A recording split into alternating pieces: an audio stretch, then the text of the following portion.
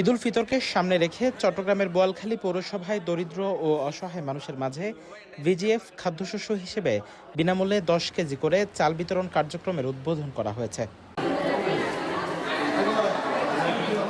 বৃহস্পতিবার ১২ মার্চ এই কর্মসূচির উদ্বোধন করেন চট্টগ্রাম ৮ আসনের সংসদ সদস্য এরশাদুল্লাহ। উদ্বোধনী অনুষ্ঠানে উপস্থিত ছিলেন বোয়ালখালী উপজেলা নির্বাহী অফিসার মেহেদী হাসান মারুফ এবং কানিজ ফাতেমা। এ সময় আরও উপস্থিত ছিলেন দক্ষিণ জেলা বিএনপির সদস্য শওকত আলম শওকত, বোয়ালখালী উপজেলা বিএনপির সাবেক আহ্বায়ক হাজী ইসহাক চৌধুরী, উপজেলা বিএনপির সাবেক সদস্য সচিব হামিদুল হক মান্নান চেয়ারম্যান এবং দক্ষিণ জেলা যুবদলের সাধারণ সম্পাদক মোহাম্মদ আজগর।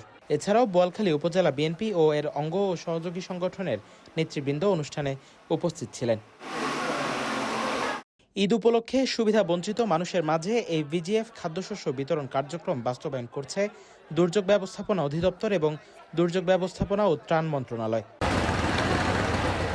বোয়ালখালী প্রতিনিধির পাঠানো তথ্যচিত্রে news desk, CTG post, Chittagong.